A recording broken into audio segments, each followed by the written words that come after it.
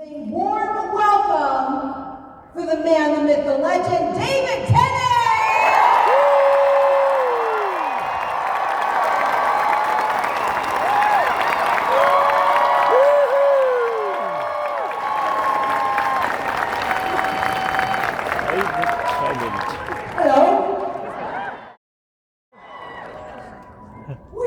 These lights are bright, aren't they? Yeah, the sun, it looks like it's the sun over there. Yeah. Hello everyone, can't see any of you, but I'm thrilled to know you're out there. Loads of people out there. Yes. He was waiting forever in this moment. What's your favorite thing about coming to these conventions, David? Oh, that's a good, I think it's probably these moments. I like these panels, it's fun. And although it's all fun, it's what I love about these is the atmosphere of joy and kindness that you find at events like this. They're because people are only here because they are enthusiastic and inspired and have made a real decision to come and celebrate something that we all love and enjoy. So just the vibes of these events is it's such a positive energy to feed off. So it's just a lovely thing. It's a lovely thing that they exist. It really is. It's only because, thank you! You wouldn't be here if it wasn't for all of course! And these events only exist because people have an enthusiasm and a joy. So they're born out of joy. And that can only be a good thing. And almost obsession, I would say. Some people are a little obsessed. It's a joyous obsession. Everybody needs a passion. Yes! Yes! Yeah, you're right. It's such an eclectic group of people, and I say that are so supportive. Yeah. It's a very accepting place. Inclusive. Yes. Yes, exactly. Tolerance and inclusivity and empathy and because also these events are all about we've all been inspired by storytelling and we've all been inspired by and that is a creative, joyful, wonderful thing. It is. I'd say.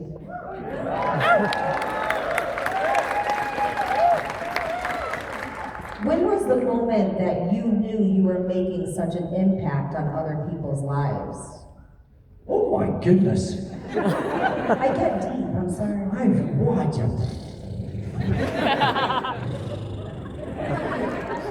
Oh, I don't think I've got a clever answer for that. Casanova! Woo! Did you say Casanova? Yes, you did. Hamlet. That's a different kind of impact. I don't know. I find that a difficult question to answer because that. I don't know. It makes me feel shy to even accept that that's the case. I'm sure. So I'm not going to answer your question. I'm sure in the theater, when you're doing a live performance, you get to hear that fan reaction immediately on what's going on. But when you're doing a show, you don't actually get to hear them clapping after the scene or the oohs in the ahs. No, sure. I suppose that's true. Yeah. It's different, but I suppose that, again, going back to your previous question, that's one of the amazing things about coming to events like this, because you get, because I grew up as a Doctor Who fan, I know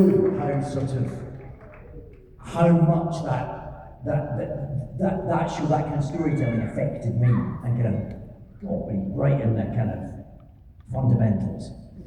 And I sort of know, so I know what that is. So I suppose I always had a sense of what that could be to be part of that show.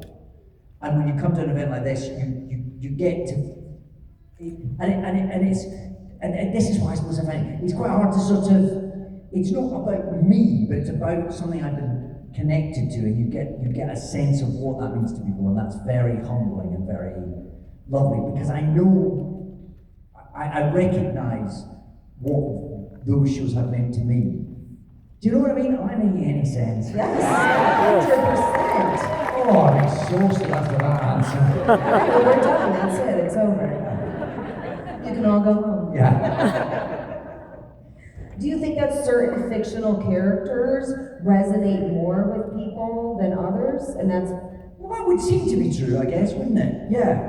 I guess some just sort of hit, and some kind of are tenacious and eternal, and if you get to have the very sort of fortuitous experience of getting to represent one of those characters for a while, you get to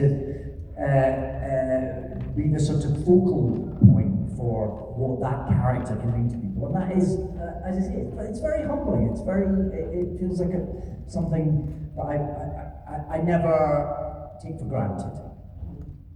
great. Doctor Who has been out for so long. Yes. The longevity of this show in general is phenomenal. I don't even know of another show that's lasted. You know, it's a lot, isn't it? 60, what are we on now? What year is this? 63 years are we on now? Yeah. It must be so surreal to be a part of something that it was already such a That is older than fandom, and that you all loved as well. Yeah, it really is, yeah. It's terrifically exciting and feels like a huge privilege, but yeah, also quite hard to kind of make sense of, really. Yeah. You're a legend. I mean, I can't see anyone, but it's. You all look the same. It's just, these lights are very bright. Did you feel some kind of responsibility? Oh my took gosh, on, you do. especially when you were a fan of a show. Yes. You're like, I want to do this justice. You don't want to be the one that breaks it. That's the terrible pressure. Because quite apart from, you know, your 8-year-old self, who is thrilled that you're doing this, but is also thinking, what? You're doing this now? So you feel a huge responsibility. In the moment, you feel a responsibility for all the people who's, you know, you're at the forefront of something. There's a lot of people relying on you to get it right. And also, when I came into Doctor Who, it had just come back. It had done 1 year and had been phenomenally successful. It had kind of rewritten the expectations of what that show was capable of doing.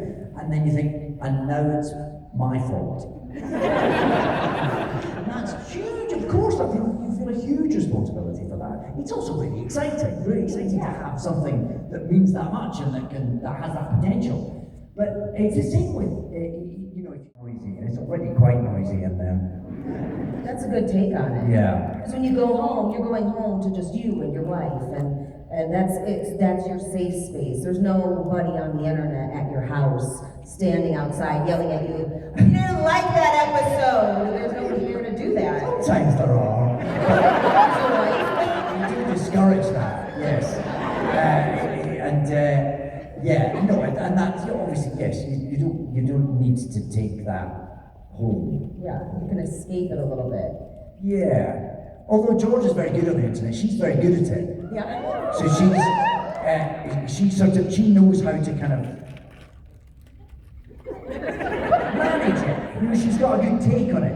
She's got a good version of how to interact with that world, and she's got a good objectivity to it. And she herself is a wise human, whereas I'm not a wise human. So I know that I would cope very badly with that kind of interface, and I'd be like, no, but what do you mean when you say? And any kind of criticism that I've had to face, I would take it immediately at face value and need to interrogate it further. So it's best that I don't. You might say something inappropriate. Or just be sort of pummeled to insecurity, and I'd be a sort of puddle. Do you find that acting exposes you, creates like this vulnerability to you? Are you ever using your emotions to express things when you are? Well, that is sort of the job, so one hopes one does. But I suppose, yes, the truth is that can be quite exposing. The more you sort of show of yourself, the rawer you are, the sort of fewer layers of skin you've got.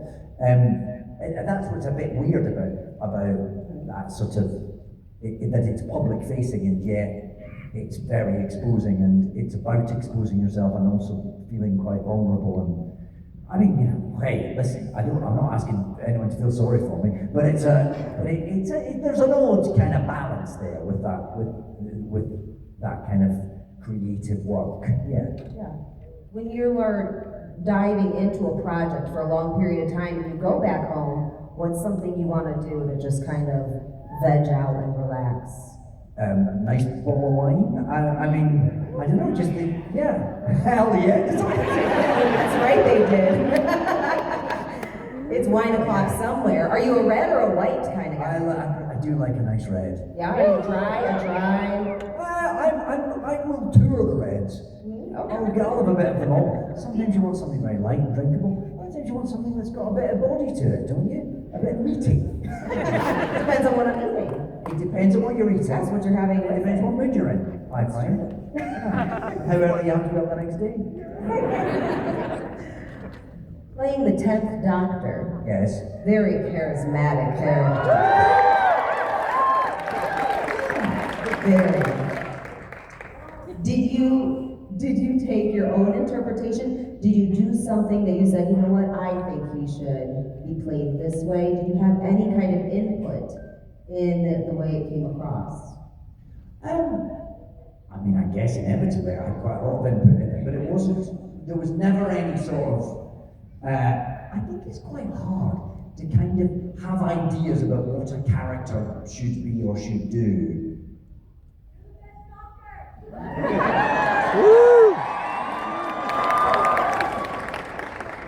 I'm not quite sure what I that think you did a really great job. Well, you're very kind, and I blush. But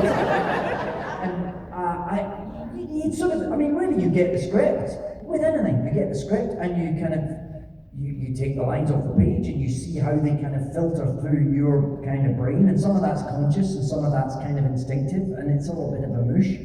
And luckily, if it's written by Russell T Davies, which I had the great pleasure of being written for, then that sort of, you just kind of, that's your springboard. We never had long kind of discussions about, should it be this, should it be that, what are we trying to prove, what are we trying to say? Russell just sort of wrote it, and I kind of said it. And that's sort of all you really are consciously doing. Everything else kind of happens in the margins and kind of on the day and in the moment, I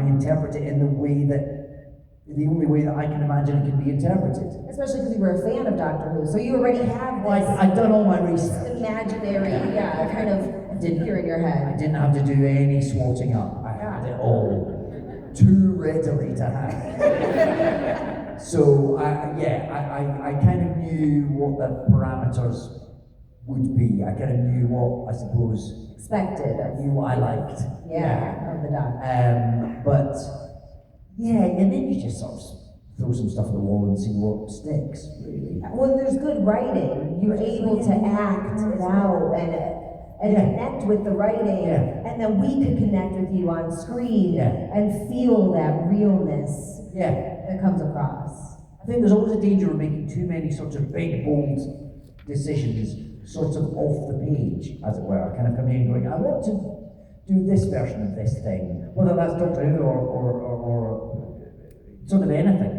It's got to be led by the script, because otherwise you're imposing something on it that hasn't sort of, I think the trouble about talking about acting is you sound so pretentious, very, very pithy. And there's nothing you can say that doesn't sound like a terrible sort of self-indulgence. So you have to be so self-aware as an actor, and you do have to have that no matter what. I guess. So yes, you do, It's just hard to talk about without sounding ridiculous. So I'm sorry. Do you think that dialogue has changed now that people have shorter attention spans as writers are doing new scripts?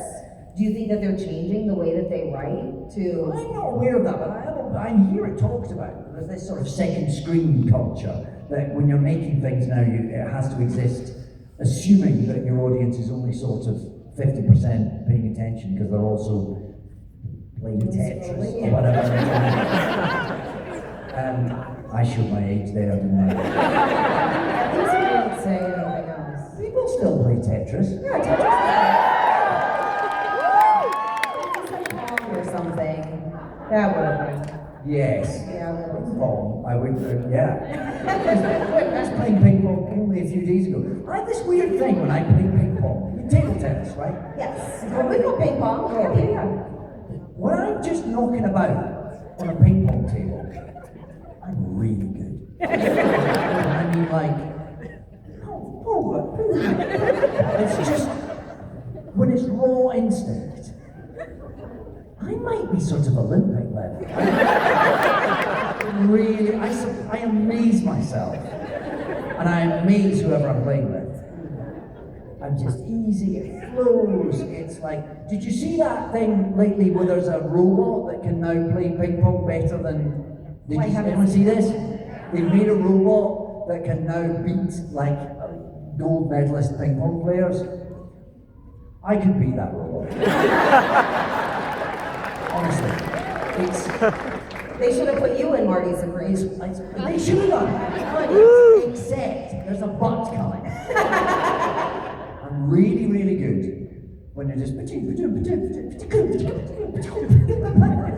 And then someone says, "Should we start keeping score?" The pressure is on then. At which point, it all disappears. It evaporates. All my skills disappear. There's something about suddenly feeling self-conscious about scorekeeping. I melt. What is that about? It's the pressure. You know the pressure is on then. What is the real no, yeah, absolutely that's Pressure to win, the competitive Why side. is that? Are you a competitive person in general? I think I'm afraid of being a competitive person. It's quite a good therapy session, isn't it? What holds you back from I that? think Because being the best you can be.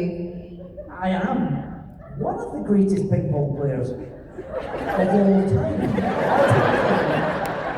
Until I have to keep score, and then I'm one of the worst. It's a remarkable turnaround that What happened. other sports you got? Air hockey? Are you good at that too? Is that the one where it hovers slightly? Yeah. No. We're gonna have to I'm not very good at do that. billiards. You do billiards? Pool. Well, the pool. Yeah. And again with pool, something, if I don't think about it, one of the all-time greats. Are you having a couple drinks? Like for me, if I play cornhole, a couple of drinks. Cornhole. Do not know of this America's pastime. When I throw beanbags, I'm not sure I'm hearing this right.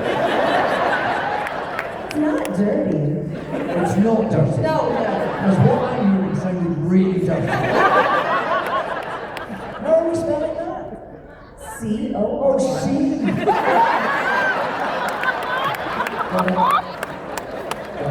Doctor Who appears in a new timeline. Completely. Oh, yeah. Cornhole. Okay. C. What is that game? You toss beanbags into a hole. I mean, across Okay. the room. Okay. Two teams Okay. going against each other in Okay. head-to-head combat. And you were very good at this. Only if I have a few drinks. Okay. So the more I drink, the better I seem to play. Sure. And probably because the stress of being good Yes. is eliminated. And then I can relax a little bit and toss the Are bag. you suggesting I should play ping pong drunk? Yes. I'm not going to pressure you into it. I've never tried it. I might try it. Next time. Yes. We'll have a tournament later. Yeah. How do you think the industry has changed over the years since you've been working? Oh, I don't know. I mean, it's so different. I mean, there's so. Different bits of it have thrived. I mean, there was a bit. It's sort of died off about 5 years ago. It seemed like there were more TV shows being made than anyone was ever going to be able to watch. The industry was absolutely going crazy, and then we sort of hit lockdown, and it never really, it's sort of in a different place now, and there's the streamers and the sort of traditional forms of receiving television, at least in those channels that you used to flick through, that's all gone away, isn't it? I mean, when I started in the UK, we had 4 television channels. 4. And now we've got 4,000. Yeah. I mean, it's limitless. Yeah. Yeah. And at the same time, things like, we used to have theatre companies. We had a repertory theatre in every major city in the UK that did plays all year round. And that's all sort of withering, and that's a struggle now for those things to go. So it changed, but it's constantly changing, I suppose. And I got that sort of marked out just there, and that's how long it was. Yeah, it was surreal. Did you say no at first? I didn't quite say no, but neither did I say yes. But Russell T Davies, who'd sort of gone through a similar process, because he'd been a lifelong Doctor Who fan, and then he was given the opportunity to write it. And it was him that was in the room when I was being asked to become part of the show. And he said, don't say anything right now, because you've got to go away, you've got to think about this. So he was very adamant that I don't say yes or no immediately, and that I had to process, because it's just weird, this thing that you've been watching since you were tiny. And he was obviously aware that processing needed to happen. So I went off and I thought about it, and I didn't say no, but for a couple of days I thought, I'm not going to do this. It's too much, and also the show hadn't been on the TV yet. So they made the first season, but it hadn't been finished and broadcast. So what it was a little bit nebulous and a little bit hard to know whether it was going to be something that people wanted to see. So it was a bit kind of, it felt very unreal. So I went away and sort of talked to Drew. I had an agent at the time who said, you're absolutely not doing that. Again, she hadn't seen what the new series was going to be. She had a memory of it as something that had not been particularly looked after by the BBC, perhaps, in its final years. I think she'd been an agent then. She knew that maybe it didn't feel like what it actually was going to be. I think she was quite negative about it. She was pushing me to not do it. She reconsidered later.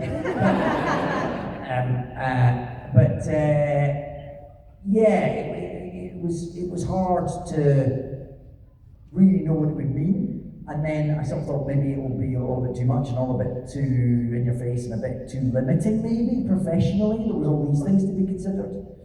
And then I felt like that for a couple of days, and then I thought, who are you kidding? You're not going to let someone else do this. Can you imagine how galling that would be? And then you'd have to be all sorts of polite and not say, I was offered it first! So I went on a bit of a journey, and then I went, no, I'm going to do this, and here we are. Made history. What about when they asked you to be the 14th Doctor? Did it feel the same, or did you jump at it and go, yeah, I'm in, of course? That sort of evolved as more of a sort of, that came out of a chat with sort of Catherine Tate's fault, probably. You may know this story, but in lockdown, we're all in our houses, and people are doing things to kind of stay sane. We all remember that time. And there was a thing, Doctor Who episodes were being put on, was it on YouTube, or? They were being watched collectively. Maybe it was on streaming, I can't remember. And something called the tweet-alongs. Some people here may remember. And some of us were kind of enlisted so that there was a kind of collective viewing thing. Sort of at 6 o'clock on Saturday the Blah, everyone's going to watch The Runaway Bride.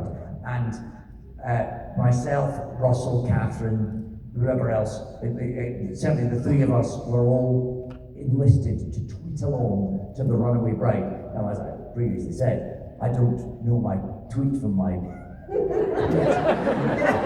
so I had to slightly have assistance. So I texted someone else who then tweeted on my behalf. Anyway, we were tweeting along. Anyway, so we all watched the show, and after Catherine was going, that was fun, wasn't it? And that made her remember how much fun it had been. She then said something to Russell like, we should all do it again. And he said, oh, well, if you two ever would, then of course we would. She then said to me that he'd said that. And I went, of course we'd do it again. Anyway, it all then, so then we were going to do a one-off, special one-off episode. Russell was going to write it, Catherine and I were going to go back and do one special. Russell had a storyline which I don't think has ever been mentioned, and it's not a storyline that's ever been made, so it's still out there. I better not say too much about it in case one day we end up doing it. We only hope. He's had this idea. Anyway, we talked about it, and it felt very pie in the sky, and then it all went very quiet. And then months later, Russell said, well, actually, I'm actually going to go back and kind of take over the show again. It's going to be a much bigger thing. Would you come back and do like a little run instead? So it kind of evolved, and then the idea came that it would sort of be a continuing part of the ongoing timeline. You know, that I would come back not as a sort of flashback, but as the next version. So it kind of it went from a kind of jolly idea to it wasn't a moment where someone said, would you do this? It sort of evolved into being, the whole notion of it. But at no point was I anything less than thrilled. It was great. I mean, how lovely to go back to something that had meant so much and been so joyous. I was going back with Russell, who, you know, I love, and I would, you know, will do anything he writes ever until the end of time. And with Catherine Tate, who's just one of the most glorious human beings on earth.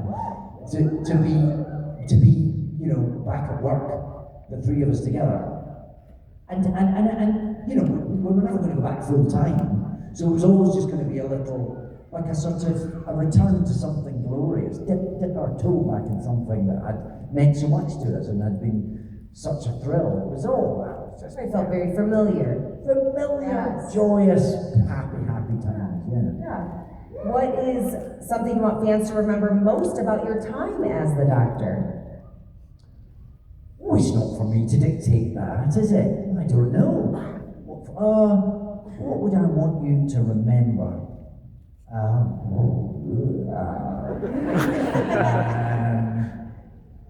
mean, I'm pretty proud of all of it, really. It means so much. It means so much to my 8-year-old self that I did it at all, and it means quite a lot to my 55-year-old self that I was part of something that means so much to so many people. It's just a lovely thing to be associated with. It's a very easy show to be recognised for because people feel very fondly towards it. And there's a scale. You know, at one end you've got absolute mad fans of the show like myself, and possibly some people in this room. And but it's quite hard to find someone who hates Doctor Who. Very few people actively dislike it. They might not be a big fan, they might not have watched every episode, they might not know their Ood from their Sontaran, but they feel it's generally a nice thing, even if they have very little real understanding of what it is. So it's a nice show to be. If that's you know what's carved on your gravestone, then I feel very lucky. It is kind of a complicated show. With the timeline you're right. and things, it's kind of complicated. Incredibly complicated and beautifully simple. How would you describe it to somebody who's never seen an episode, never heard of Doctor Who? How would you give them a one-sentence summary to entice them to watch it? Alien in a box who's more human than the humans.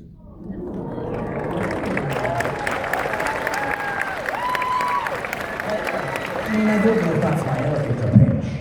I might work on it. I say maybe that's where we start. Yeah, that's where we start. We'll start there, yeah. Then Do you have a favorite monster or villain from the series? I'm very nervous of declaring favourites because it gets me into trouble. and it defines me forever. And any favourite I have today will not be the same favourite I have tomorrow, so it's very, I don't want to be too prescriptive. And also, I'm quite fickle. So, I'm promiscuous in my likes. So I don't have any one favourite of anything, really.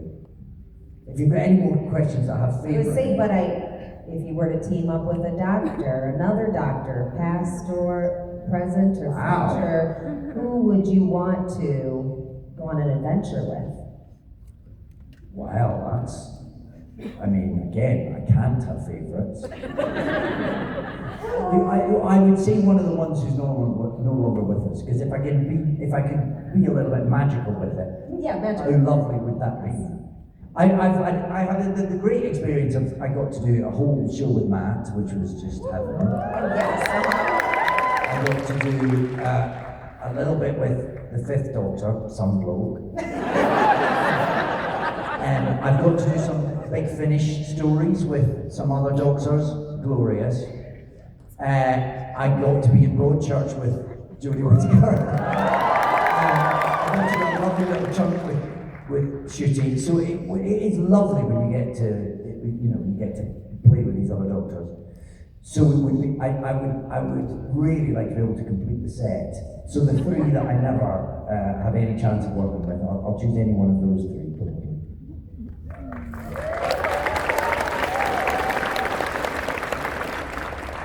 What's your favorite sci-fi or fantasy series besides Doctor Who? Well, that's tricky, isn't it? I mean, I did love Star Wars when I was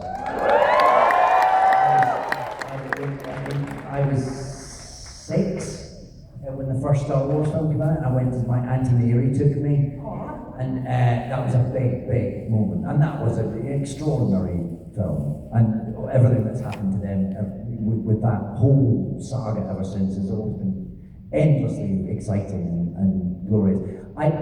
Probably the other sci-fi show that really gripped me though was, and I don't know how much, I'm sure people in this room will have heard of it, but it didn't travel the world in quite the same way as Doctor Who, but how many people know Blake 7?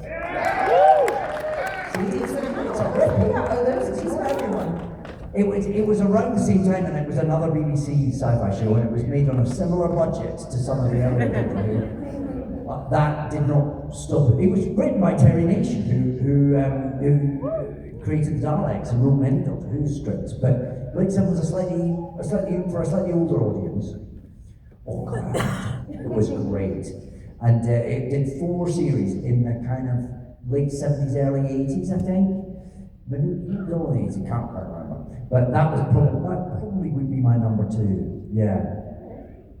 What's a franchise that everybody raves about that you haven't watched? I know this is a dangerous question. It's a dangerous Because once they know that you've never seen this franchise, they're all going to try to get you to fall in love or watch it. Yes. I don't know the Once Upon a Time show. I don't know it, and I know that people absolutely love it. Yes. That's one I feel I should check out, because that's yes. That whole kind of genre, that sort of the twisted fairy tale-y kind of, it's a bit of a genre, right? Yeah. I have a bit of an ignorance toward that, so that's where I should educate myself, I think. If you could go to anywhere, any timeline in the TARDIS, Yeah. where would you go? What timeline would you pick? Well, there's 2 ways of looking at this, isn't there? I mean, there's the future thing, isn't there? Yes. Which is very tempting, but might all just be a bit dystopian and awful. The way we're headed. So I don't know. I'd be tempted to look ahead, but of course, you really want to go back. I'm fascinated with those moments, particularly those sorts of moments of kind of cultural significance that have changed the way we think about music or drama. So there are moments like, I'd like to go back to those moments where things began and see if you were in the room, like if you were in the cavern when the Beatles were playing, way back in 1962, could you tell You know, if you were in that room, could you know? And also take some stuff, get it signed. Keep it in your attic. And the same, like, if you went back to the Globe Theatre when Hamlet was first played, you know, could you tell? Could you know that this was so significant to everything that was going to come after it? I'm sort of fascinated by those moments in time. So I find it very hard not to go to them and just lurk at the back of the room. See what Richard Burbage did with To Be or Not To Be. Interesting choice, Richard. I would have done it, but there you go. If you were to decorate the TARDIS, what would it look like on the inside? Because obviously every iteration is different. Yeah. Interior design is not my forte. Why are you laughing at that? It might be my forte. You did know it wasn't. Clearly you thought you did. But I have married someone with very good taste.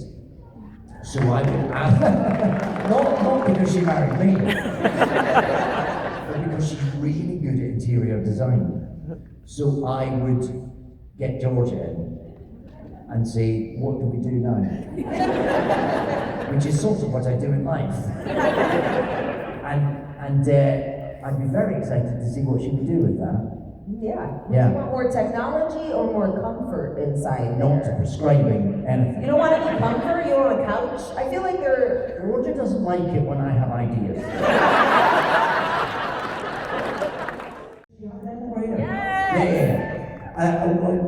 My youngest, I've read a lot of them to my youngest. We go through them all. The Mr. Men, the Little Miss, back again, and there's a whole range. But I find it quite, and I think it's a Scottish accent, I find it quite hard to say Mr. Greedy. It's the and the Mr. So I try and avoid the ones that Mr. Greedy's in. Because Mr. Greedy is my Beecher's Brook. It's a Grand National reference, which is a horse race. Sorry, that's very British of me. I'm sorry. I'm sorry. What era is your favorite? What time is your favorite? You like the 90s, the 80s? Oh, right now.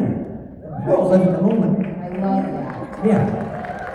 Yeah, I mean, you know, for all the challenges in the world, we're living in a wonderful time, you know. There's a lot to deal with, but there's a lot to be excited about. Most memorable dish you've eaten? Either strange or absolutely delicious? Wow. In Croatia, in a little sort of filming Casanova, a little sort of quayside restaurant, we had a risotto that was completely made with cuttlefish, the ink from a cuttlefish. It was entirely black, dark black rice dish. Amazing. I think of that often. If there were no rules or consequences for a day, what would you want to do?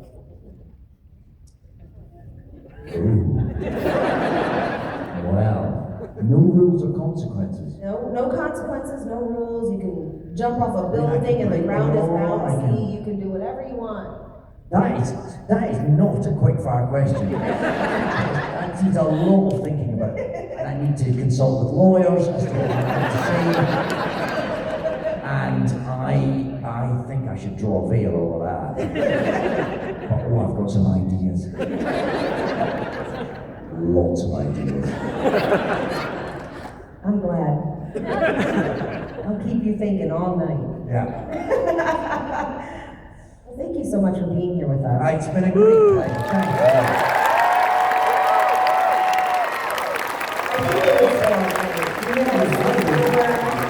You know, watching the seasons of Doctor Who, right? That sounds like a great time. No, but you're an absolute pleasure. Thank you so much. Thank you. Will you be here all weekend? I'm here all night, folks. Woo! Yeah. Yeah, come see your booth then. Oh, Oh yeah, I'm here tonight, tomorrow, yeah. Yeah, come see the booth, say hi, stop by. Yeah. Give it up, everybody. Thank you so much.